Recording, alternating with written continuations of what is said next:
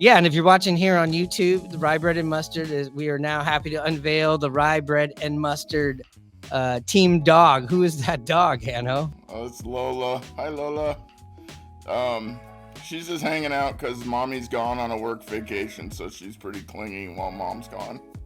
She's our version of Tucker, but we're happy to have Lola here on the podcast. We'll have to hear what she's got to say about some of these free agent moves that didn't happen in the offseason, what she thinks going on down there at spring training. But like we said, our special guest, Chris Estrada, thanks for coming back. What's going on down Modesto, down on the farm? Yeah, definitely, man. Again, like I said, thank you for having me. And, we're gearing up towards opening day. We open up on April 5th on the road, and then our home opener is April 9th. And it's really cool for April 9th. That one thing that I'm planning right now is a lot of stuff that we're doing, what we're going to be doing on opening day, because, of course, we won the championship last year, the California League champions.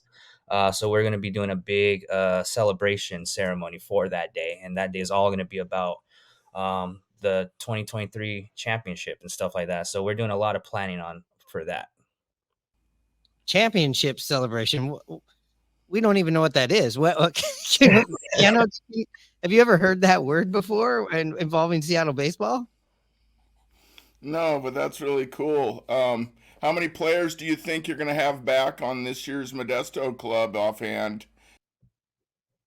So the thing that kind of sucks is so the players come right after spring training, obviously right after spring training ends, but they don't get to Modesto until like a couple days before the season. So like also one thing right before the season, we also have our own media day. Right now it's not confirmed yet, but it's probably going to be like a couple days before the season, about April 2nd, which is about 3 days before the season, right? We start April 5th. Oh, our media day is going to be April 2nd.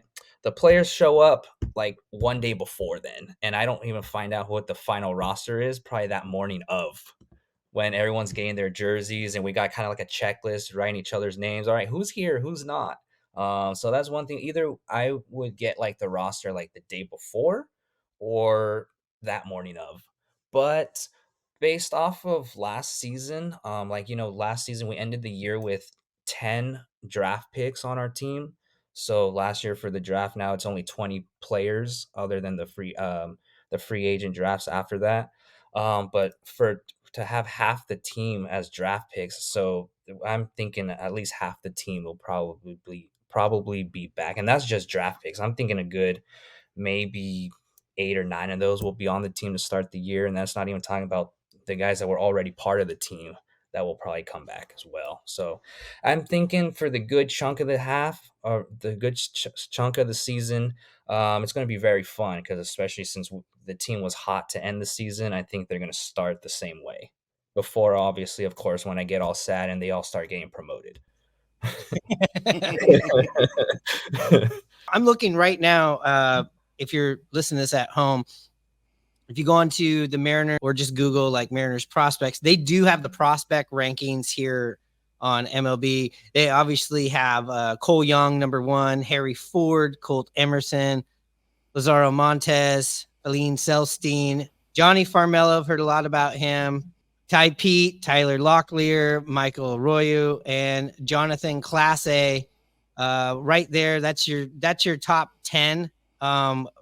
As it stands right now, it seems like Cole Emerson, Lazaro Montes, Farmelo, and Pete and Arroyo are, if nothing changes, are scheduled to be back at the Nuts going off of this. Because if you are wondering and listening, it is the very first stop, then Everett, then Arkansas, then you get into the AAA system in Tacoma. Am I right, Hanno's that's the level it happens?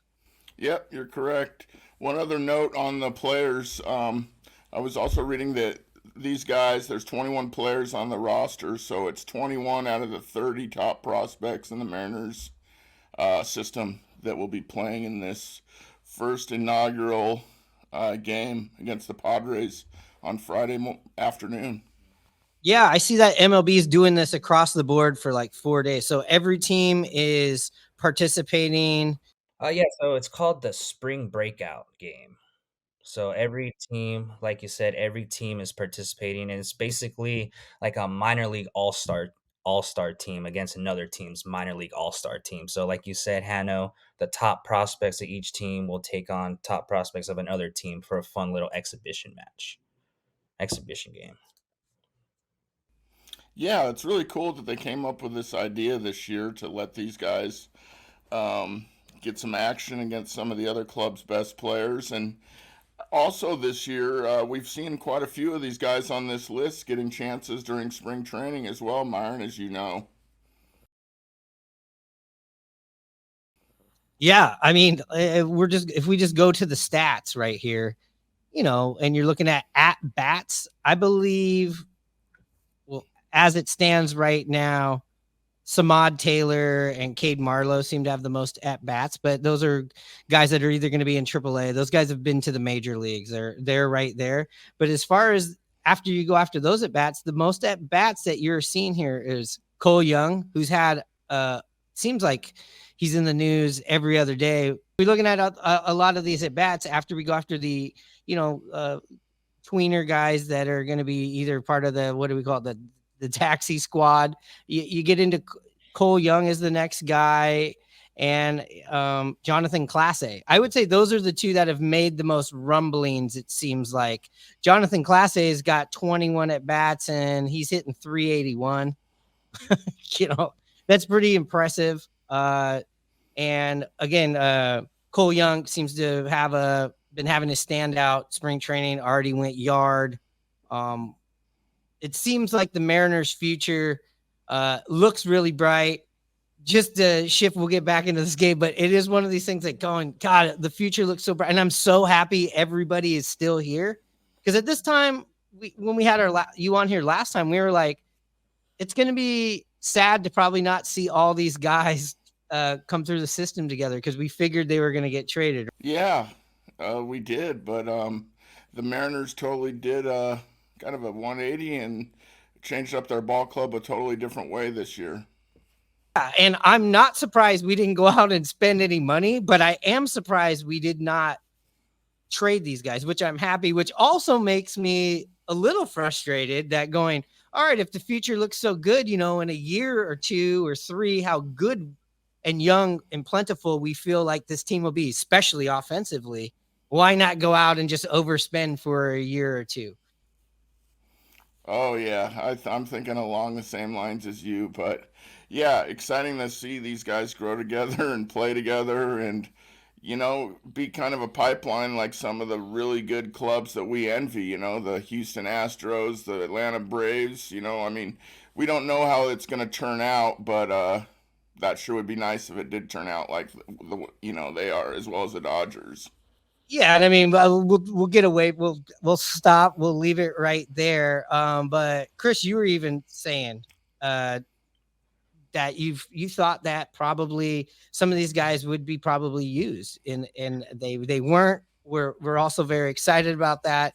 But are you pretty surprised to see so many of these familiar guys, so many of these 2023 championship Modesto Nuts still part of the Mariners organization? I mean, obviously, I love these guys. Definitely love watching them play. Don't want them to be traded. But from like that baseball, the behind the scenes, the front office type standpoint, in a way, I kind of am. I know one of the biggest things that the Mariners lacked last year was offense. I think you guys can agree that was one of their biggest things that they struggled with. And they didn't really improve it too much. I know they got a couple bats back this year. They got who was it? Mitch Haniger. Matt was it Matt Garver, Mitch Garver? Mitch Garver, a Yeah. couple of Mitches. It's very confusing. There we go. Yes, Like we I got couldn't two remember if it Mitches. was Mitch or Matt. But I mean, they got those guys right there, to try to, I know Mitch Haniger looks like he's healthy now. He's doing really well in spring training. And of course, Garver is set to be their DH. But I mean, those aren't really big names that I would have thought of, right? I would have thought they could have got like maybe an all-star type caliber type bat. And they definitely have the prospects to do that.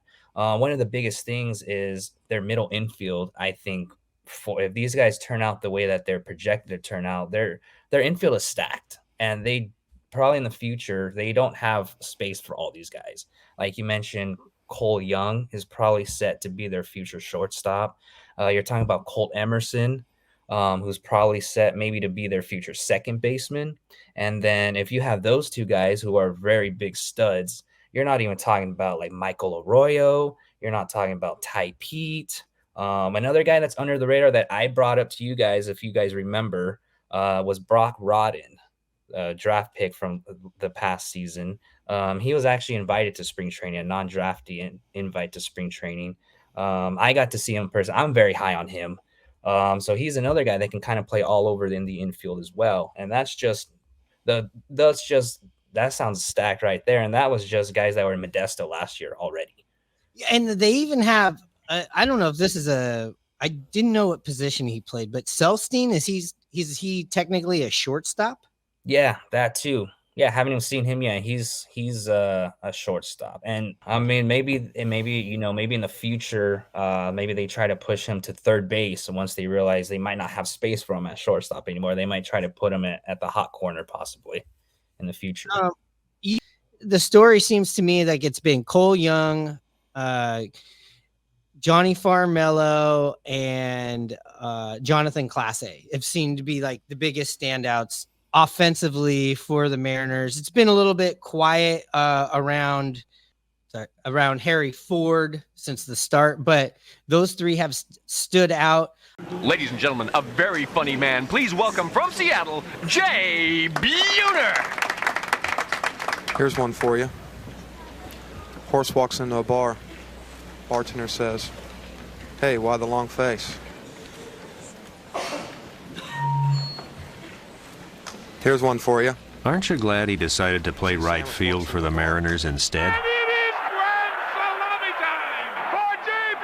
And I don't know if you saw this, Hanno, and I was reading about this through Daniel Kramer. The reason that we even came up with the reason that we even acquired Farmello has to do with Julio. Yeah, you're going to talk to me about how if you win Rookie of the Year and bring a young player up, it's incentive for the clubs to do that now, and they're rewarded by that. So yeah, Farmello and the other two guys, Young and were both drafted last year. Chris, you could tell me the other guy that was one of those first round picks, I think, maybe, couldn't you? Yeah, so they had Colt Emerson, and then it was Ty Pete, and then Johnny Farmello. That's right. Yeah, and I'm pulling up this article, and I'll just butcher the article by reading it myself. Basically, he says in a roundabout way, Johnny Farmello might not be in the Mariners organization if it's not for Julio Rodriguez. And like Hanno just explained, it's from the Rookie of the Year.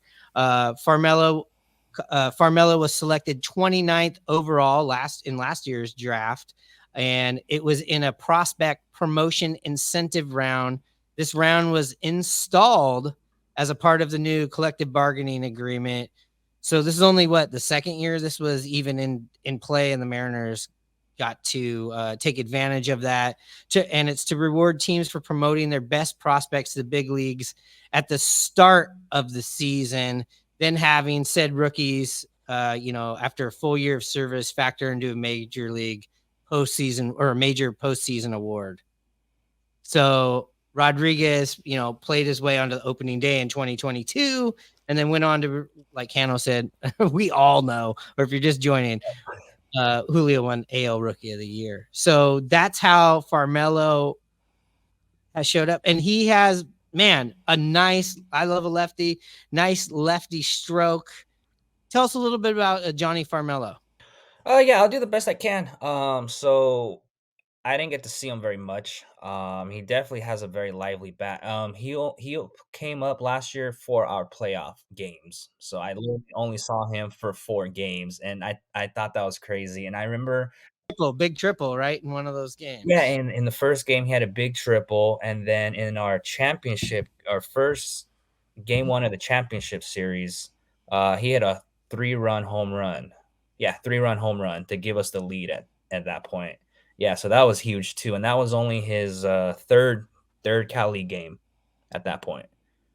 You know what I love about his story, and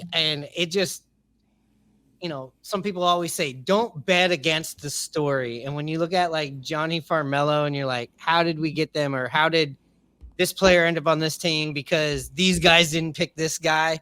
I finally, Hanno, I feel like there's just a little bit something there of those kinds of gods. And if Johnny Farmello shows up and turns into a really good player, man, what an awesome story that just adds to the lure of Julio early on. Yeah, absolutely. I mean, they put that in to, prevent the Chris Bryant type thing that happened a few years ago to manipulate guys' service time and when they start and stuff. So yeah, it's really good collective bargain. So it would work out for all involved, and that's the way it should be. So Farmelo's an outfielder. If we're looking just down the road here, and let's just say he works out. I mean, the Mariners got, I know we were talking about up the middle, but just some of these possible outfield players here that are definitely on this prospect spring breakouts, or I keep butchering that name. It's just spring breakout game. It is spring breakout game. Spring breakout, yeah. Being hypothetical here, if they're still here and they still exist, you're looking at him and you're looking at Jonathan Class A. And then we already have up here a young guy in Canzone that they held on to. Me going to the future, you at least have a nice young prospect future or great pieces to trade from the outfield, which I don't think we've had in a while. Hanno, can you remember any? It just seems like we've kind of had this nice little run of at least prospect talk of outfielders for the Mariners.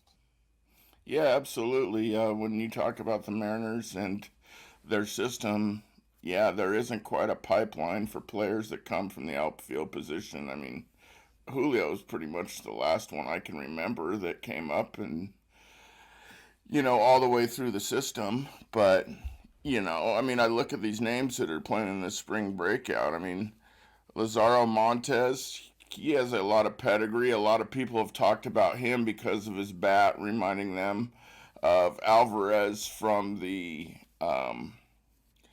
Houston the Mariners daddy. He reminds us of the Mariners dad. That's our daddy, right? Alvarez. Yeah. I got to see him hit live this spring, watching a spring training game. Sure, he got blown away, but man, looks the part, that's for sure. Chris, tell me about him and what you project of him, what your opinion is of him, and just what kind of player he is. Lazaro Montes, if you didn't bring it up, I definitely was for outfielders because man, he was my favorite. I got to actually know him pretty well last year, working there with the Nuts and getting to form a bond with him personally a little bit. But on the player side, he's got a plus bat. Like you said, he's known for the bat. I know a lot of fans call him like Baby Jordan is a little nickname people are starting to call him now, Baby Jordan, because he has that same batting stance as him and has that power like him.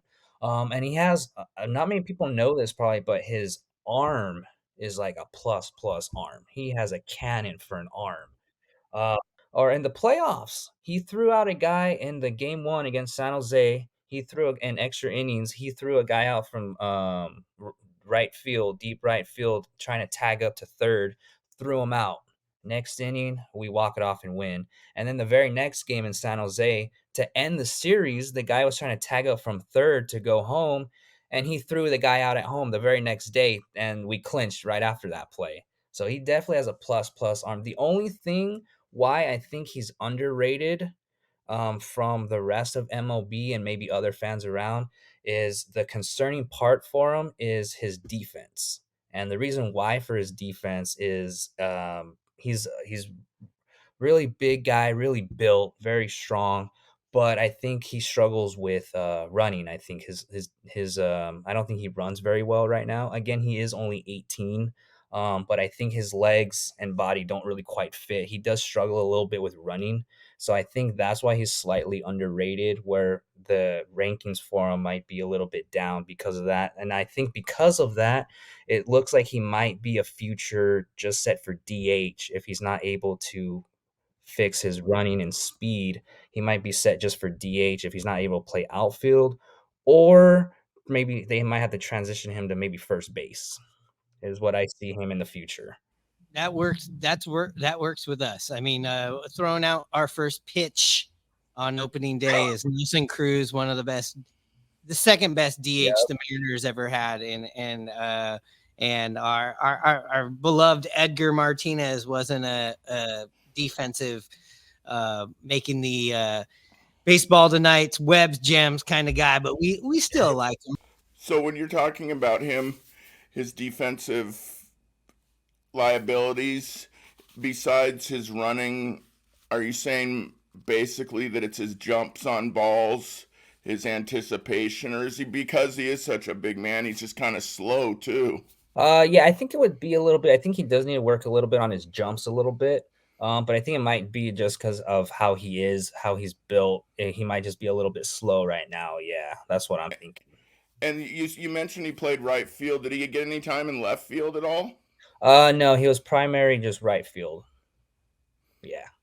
So, but here's the thing too about guys nowadays. I mean, by God, we've seen, or we're possibly thinking Ty Francis picked up a little speed on his thing. We got these drive line places. We got, 4 offensive coaches. You got a lot of players in development and developing, what's the word I want to use? There's running coaches, fitness coaches. They got a coach for everything, mental health, everything nowadays. That makes me find this interesting is like, look, somebody just crushes the ball. They're born to crush the ball. They crush the ball. There's ways to, maybe improve that defense or that jump or that speed. A lot of it is fitness. And you say he's 18 years old. I mean, at 18 years old, it doesn't matter. You're not fully developed of what your body is going to be like, baby fat, or for instance, or whatever. Like, look at Julio Rodriguez, corner outfielder, right, Hanno? That's what he was projected as. And now he's, the second best center fielder in MLB behind Aaron Judge, who's, about as big as the Undertaker, so, so like, those are two people that don't fit the mold of like, oh, I would say Julio maybe does, but Aaron Judge being a center fielder, you look at a big guy like Yordan Alvarez, and you look at him in the plate, and he looks like he's 6'10", 300 pounds. He looks like a big ass, huge linebacker or power forward. The guy doesn't DH. He plays left field for the Astros. He plays left field, and where our tickets were, I've seen him play in the outfield, but I bet you at 18 years old, I would be curious to go back and see what he was like. Maybe he was a beanpole, or maybe he was a big guy. And that's also why I'm saying that maybe he's a little underrated and not or under the radar of all these other guys that kind of scout the teams and scout these top prospects. I was very surprised that for the overall top 100 prospects that he didn't even crack the top 100. I was like guaranteed he's going to crack top 100, especially just for the bat alone. So I was a little surprised that he didn't even crack the top 100, but I think that's why he's just flying under the radar. And, I think he just got to keep doing what he's doing. Maybe it's even better for the Mariners. Like, no one's even paying attention to him. In that aspect, I know right now he's the number 4 prospect for the Mariners right now coming into this season. But overall, for not even being ranked in the top 100, I think that might even be a little bit in the Mariners' favor. Like, hey, we got a guy that no one's really paying attention to that we think can probably be a future star. I'm looking at the outfielders that are going to be playing this game.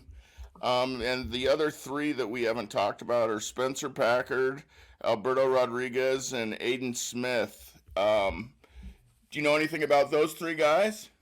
From what I remember, Spencer Packard, I remember was really, really good. I think he was with the Nuts in 2022. I think just for the time he got drafted. So he spent the later half of the season with us when he got promoted, and he was really good. And I think the Mariners thought so because this year he started in Everett the whole year until he then got promoted to Arkansas. I think he ended the year in Arkansas. And then Alberto Rodriguez also was pretty good too. The thing about him, they dropped him off the 40-man roster. He was at one point on their 40-man roster, and they dropped him last year. So he's no longer on there. But the fact that he's playing in this game thing tells me that they still think very highly of him. I know he was a really good lefty bat hitter too. I think he played first base and I think some outfield as well. As of course he's playing outfield, he's on the outfield. But I think I remember he played some first base with them too. And then Aiden Smith, of course, was with the Nuts last year. He was a draft pick from last year as well. But then he got injured at the end of the season, near the end of the season, so they kind of shut him down. So I didn't really get to see Aiden Smith play too much. But because of that, because he's just a draft pick, and again, another high schooler, I think he was a high schooler as well.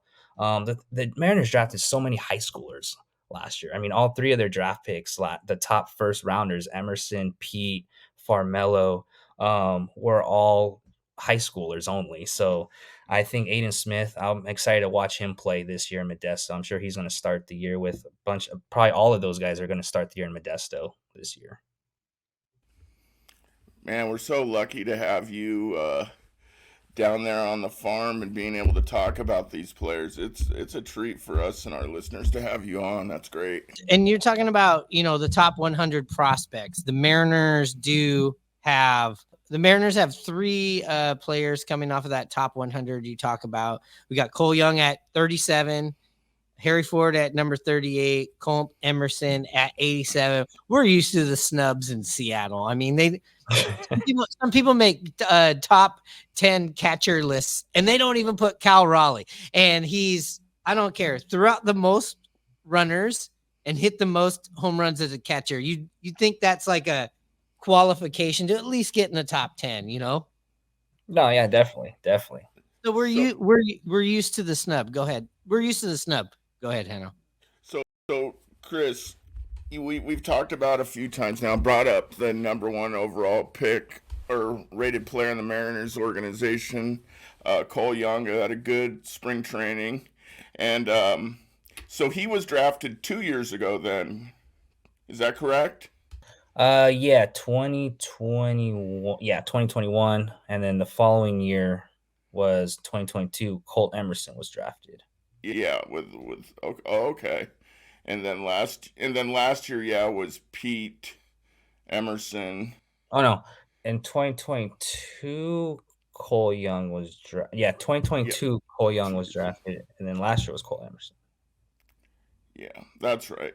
For some reason I thought Cole Young was drafted last year, but like you mentioned earlier, it was the other three shortstops. But it's like the two Mitches. I honestly always mix up Cole Emerson and Cole Young. You're like, I don't know why, but it's just like this scramble in my brain sometimes that they're the same guy. They're two separate great prospects, it seems like, that we have. It doesn't up the middle. And it doesn't help that their first names are very similar too. Yeah. We had to talk about that. We were talking about that. We're going to talk about that on our next episode. It can't be Mitch and Mitch, because the Mariners, when we had Mitch Haniger only, it was Mitch, but now we got two Mitches.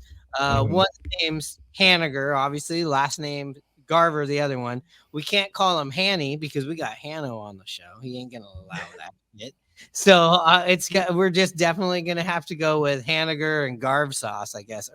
And then we can't go with just Sauce because we have Taylor Saucedo, who they call Sauce. And then but then now we throw these short kind of same syllable names together. You're like, oh, okay, hold on a second. And it's funny because my 93-year-old grandma Norma, who comes on here, boggles them all up. It's just like a screenplay. We're gonna take four people and make one character out of them in a biopic if she was writing it.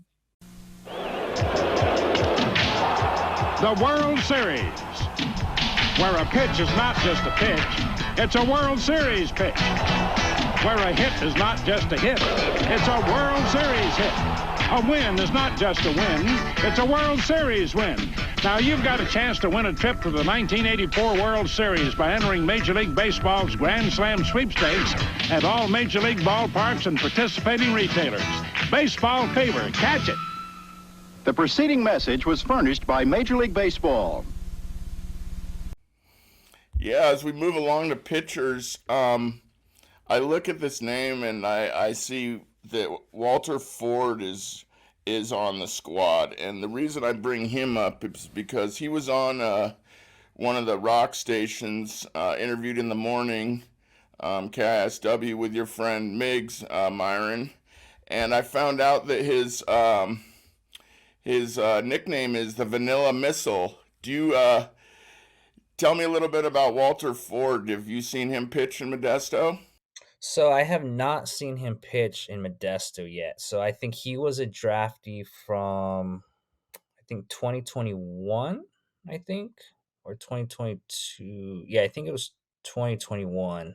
He was a draftee, and yeah. So I've known about his nickname Vanilla Missile that he gave himself from high school. He even Yeah, had, I always thought that was cool. He actually has, I think, trademarked that because CJ, Chris Jensen, who comes on here, he was, yeah, and Steve Miggs, they know of this guy, and they actually brought this up to me last year, and I checked in on him. It's like a real thing. He's got, like, I think he sells stuff, Vanilla Missile stuff. Like, he has the hats and the shirts and the whole nine. yeah, he has his own website and everything, selling, like you said, selling. Here it his is. own I'm gonna pull it up. Yeah, the Vanilla Missile. Here it is. Yeah. You see it right here. Yeah, picture. He's got those workout shorts. He's got visors. He's got women's workout shirts. The hats are really cool. And I know CJ has one. There's almost like a Miller Lite, kind of the old school Miller Lite symbol with the eagle over it, with the red around it and the blue across the middle. Missile. He's also got the black, almost like the Aussie's dive bar, or just the black and white Missile stuff. He's got some MMA shorts.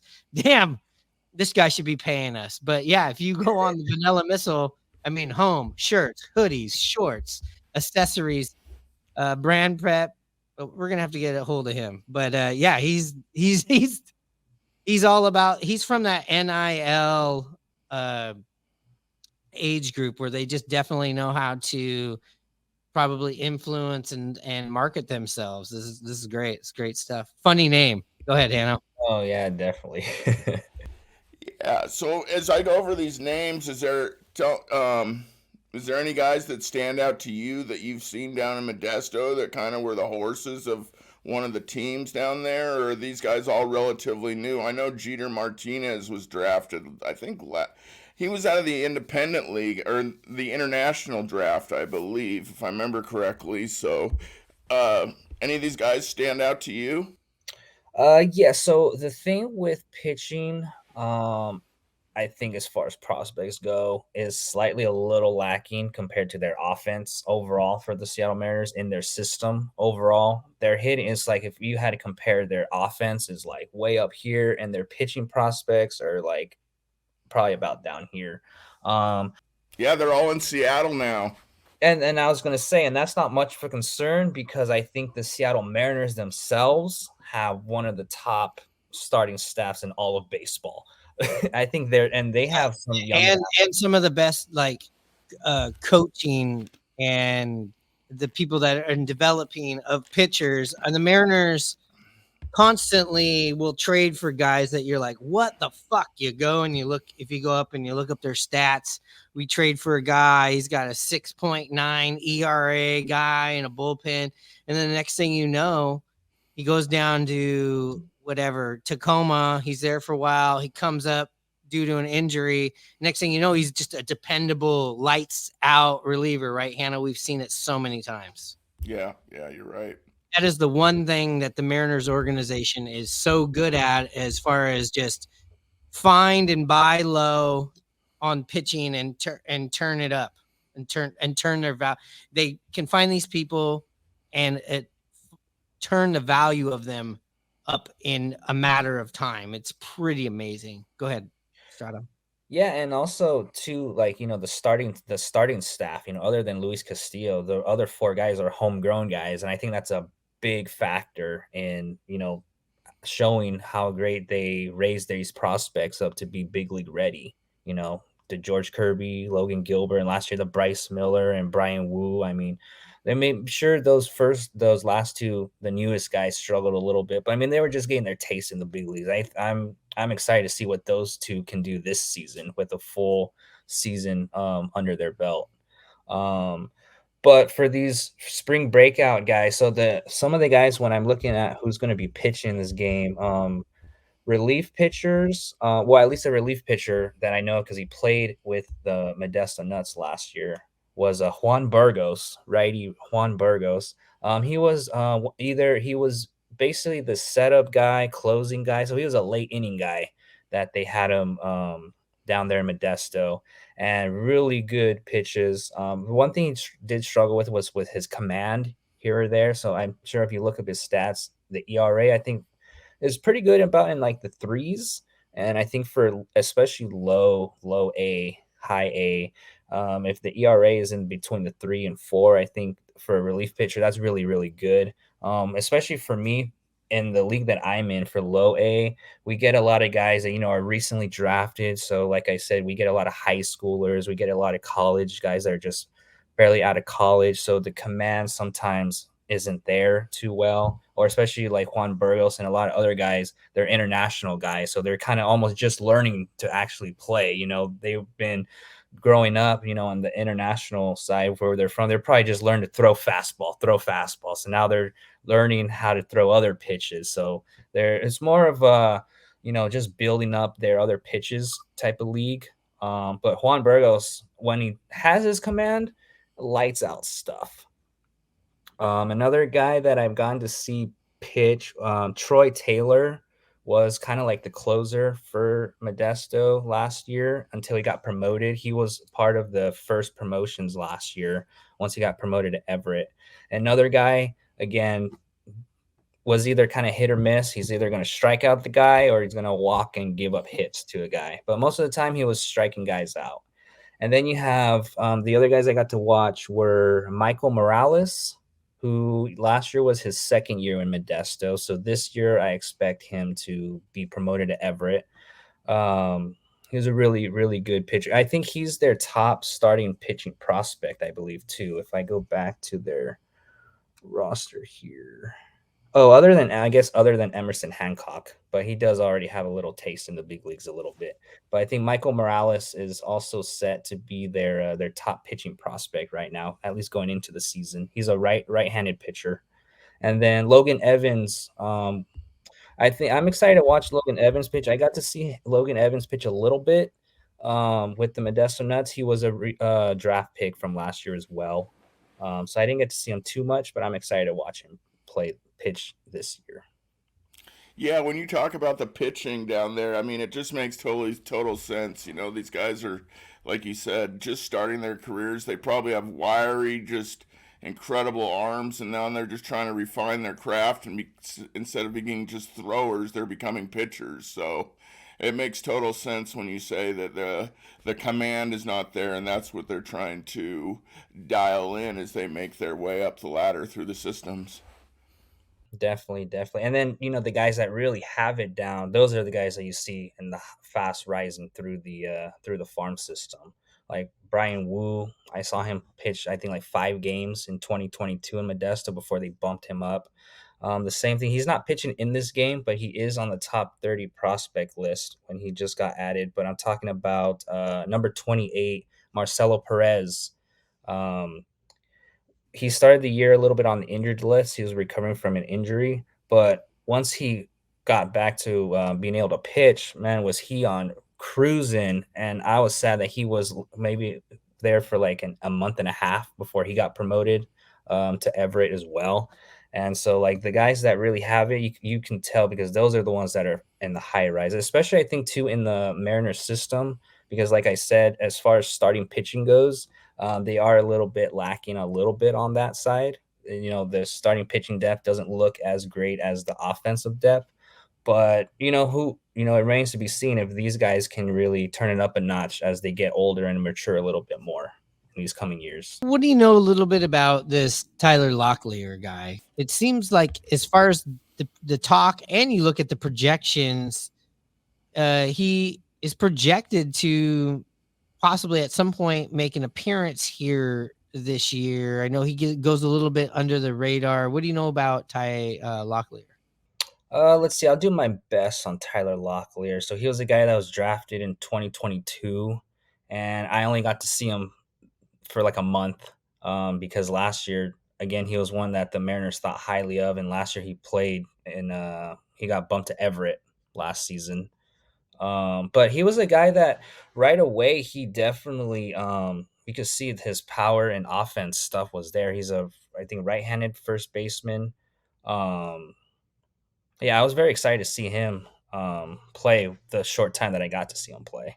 I actually have never really heard too much about him until this spring, because there are questions about Ty France, despite that he's gone to Driveline, and I still personally have high expectations for him to get back. But with also bringing over Luke Raley, and they've talked about, you hear buzz is always like, are they going to move Ty France outside of the Mariners bubble?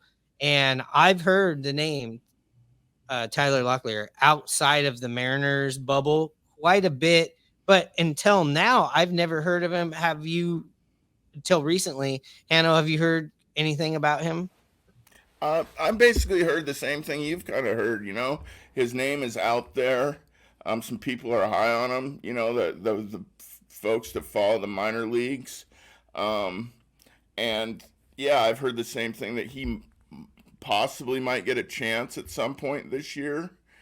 So yeah, I just echo everything that you've said. That's basically what I've heard as well.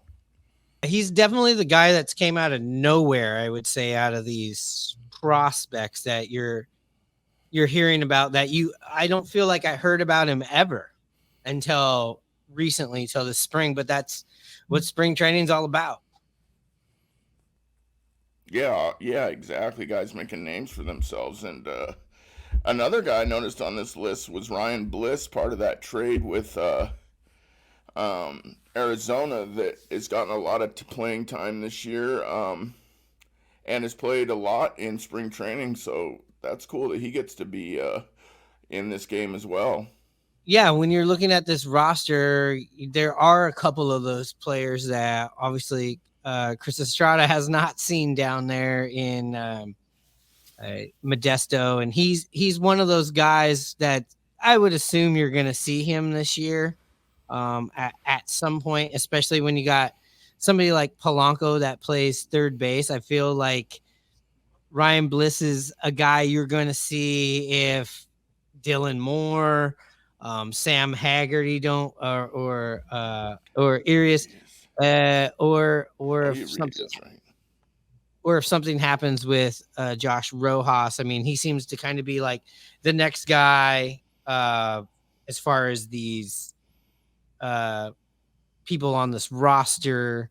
I mean, I feel like we've went down this entire roster, and again, the future looks bright, pretty bright. How many of these guys, the next time we talk with Chris, which we'll be talking to you throughout the season, it's going to be interesting to see how many of these guys come through Modesto, move on from Modesto, maybe even the Mariners use as trade chips when we get later into the seasons and things start playing out. But as of right now, this game that's being played on Friday, Mariners number 9th, according to MLB.com, number 9 projection Mariners, or number 9 ranked team, versus number 1 Padres, are the number 1 ranked prospect team. So there's a lot of young, really good up and comers in the San Diego, Seattle, Peoria complex right now. No, yeah, definitely. And I hope the awesome thing about this is it's going to be open for everyone to watch. It's going to be streamed on MLB.com or MLB.tv. I believe you can also watch it through the Bali Sports app. I think I'll have to double check that. But also, like on MLB Network, if you have access to MLB Network too, you'll be so they're really making sure everyone can watch all these games too to see the future stars too, which I think is a really cool thing. I think Absolutely. Yeah, and I feel like to market that, like if you go to spring Exactly. training, you kind of know or you find out, hey, you get to see all these guys up close. But now they're usually filling in, making spot starts or coming in later in the game where now they are getting the spotlight for at least one day. I think it's really cool. Mm-hmm. Exactly. It's kind of Yeah. like a thing that was there, right? It's already been there under their nose, and now they're marketing it. Yeah, because really the only other time that these players get their chance to, be in the spotlight is, the futures game. And then it's usually only maybe one or two from each organization. So for all of them to be able to play in this game as teammates, as an organization, it's a cool idea. Hi, this is Tom Pachork of the Seattle Mariners, inviting everybody to come on out to the Kingdome on August 23rd for Mariners Funny Nose Glasses Night. Be the first in your neighborhood to have... Tom, I'm sorry. August 23rd is not Funny Nose Glasses Night. It's Jacket Night, Tom. Jacket Night? Yes, every kid 14 and under gets an official Mariners vinyl jacket free, Tom. Jacket? No noses? No funny nose glasses, no. I'm sorry. What am I going to do with 30,000 pairs of funny nose glasses? That's your problem, Tom. So, Chris, I was going to say the Mariners have put out their promo nights and kind of shown some of their promo nights already. We're going to talk about that on another episode. Do the Modesto Nuts, do you guys already have that kind of stuff set up down there? As far as like, this is what we're going to do. It's going to be Elvis night, Star Wars night, poncho night, or anything fun the Nuts got planned, especially for our Central California or Northern California Mariners fans and listeners? Yeah, definitely. So I think it was 2 weeks ago we released our promo schedule, and it's slowly still there's a couple add-ons that will be happening throughout the season. But the biggest nights that we'll be having this season, other than opening night, like I said, we're gonna have the big championship celebration on our opening night. But one of the things we're gonna have this year that's new is we're calling it the JTF Open. So that's for a lot of golf fans, kind of like think of like the US Open and stuff like that. So what we're going to be doing is we're finalizing exactly what's going to be happening on that day. But the idea is with certain ticket packages, certain group packages, post game, you'll be able to go onto the field, and there's going to be kind of like Top Golf. If you guys have ever heard of Top Golf. Yeah, we have one here. Yeah, so it'll be kind of like that, where there'll be like 5 stations near home plate, and then everyone will get like 5 swings, I think, to swing and try to get in like these different little hula hoops that will be set out in the outfield. And then depending if you get in one of the hula hoops, you'll win a prize type of thing. So it'll be something kind of like that. That's one of the things that we're doing that I think a lot of golf fans will be excited about, kind of meshing golf with baseball. And then one of the biggest things that we're going to have this year is this is our 3rd time having it. Probably our biggest theme night is a Lucha Night. That's the biggest thing that we have there at the Modesto Nuts. Last year was a big hit.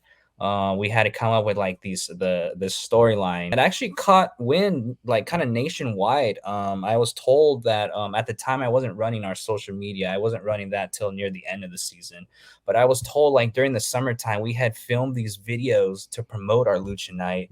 An idea that we had was one of our mascots, because we have 3 of them, the Al, Wally, and Shelly, and one of them gets kidnapped by these luchadors group, and so that's what sets Wally and Shelly to want to go save their brother Al from being kidnapped, and then that what causes the lucha match on that day to save their brother. And I had posted, we had created these different video segments of kind of a story of what's happening leading up to that night. And I was told that throughout the summer, like fans from like even across the country or whatever caught wind of it and were contact me. I was like, "What happened to your mascot? Is your mascot okay? What's happening?" And so to hear about that like the stuff that I created, the plan that I did, like caught wind from like all around, not just locally, was a really cool experience for me. And so this year is our third year doing that, because at least here locally, that's one of the biggest nights that we have. That a lot of fans love the Lucha night.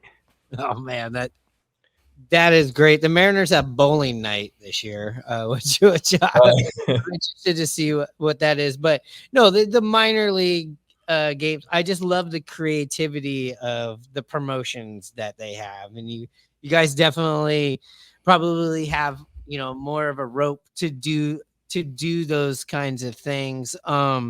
So during the season here, I'll be up in Oakland a couple of times. So hopefully we can see. I know that the Mariners are playing in the Bay Area this year. And let's see, June, the beginning of June. And the Mariners are going to be playing in the very beginning of September in Oakland. So hopefully we'll get together in person. I know we'll talk to you before then, but that would be fun to go check out the Modesto Nuts, the defending champions of the California League. I hope they really, really put a spotlight on that in this game, at least for the fans there in Peoria. Hopefully there's going to be a lot of fun packages and stuff like that. I'm sure the Mariners are going to roll that kind of shit up on the big screen, wouldn't you think, Hanno? Yeah, for sure. I mean, they should. Yeah, I think the funniest thing, though, that Chris told us last time he was here was after this big winning streak that this team had, and then they go on, they win the championship. They're rewarded by coming up, and I was there. They honored the Modesto's Nuts there on game 161. After and the Mariners prior to that had a huge comeback win Thursday night in game 1 against Texas, and then just throttled the shit out of the Texas Rangers on the Friday night game. You got the Rock on the mound, and you have the Modesto Nuts. And like you were saying last time, you're like, this is fucking meant to be. Everything is aligning, and then the Mariners just get shit kicked. So that's the last time I've seen the Modesto Nuts, the champions, in action all together. So it's going to be fun. I'm sure too in this game. How cool is that pretty much most of, or quite a bit of that 2023 team are going to be on the diamond all together again and playing a big game with some. Yeah, I think that's what's going to be really cool too. I think there's 26, 27 players on that spring breakout roster, and 11 of them played with the Nuts last year. They ended the season with the Nuts. 10 of them were on the championship team. The 11th one was just injured. So he wasn't actually with the team at the time when they won the championship. He got injured in mid-August. I'm talking about infielder Ben Williamson. So then because of that, they just shut him down for the year, and they sent him back to Arizona for the rest of the season to rehab. But I still consider him, part of the Modesto Nuts team that will be represented with the spring breakout. So it's still pretty cool to see 11 of the guys that are going to play in this game. Thanks again, Chris, for coming on the pod. Anything you got to say, Hanno? No, enjoy the season, bud, and look forward to chatting with you here real soon once. And thanks for liking, subscribing, and all of that shit. Follow the Modesto Nuts this Friday. If you listen to this episode before the game starts, go check it out. Spring Breakouts, like you said, it's going to be available pretty much everywhere. You're at least going to put a face with the name. I know there's a couple articles on MLB.com, on Seattle Times. Hopefully this episode was, maybe a window into it. I feel like I've learned so much more in this episode. I'm putting over our episode here, guys. But listening and talking to you, I feel like I know them more personally a little bit. And if you really want to deep dive, and I got to get this actually up on the YouTube page, we'll put our episode up that we talked to you pretty fresh after the season ended and you guys were the champions. And so if you want to hear that story of how all that kind of came together. I thought that was a really fun episode. With that being said, Hanno, you know what time it is.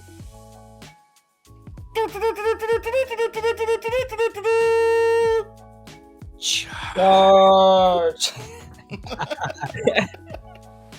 He got it. He remembered. Here we go. Got it this time.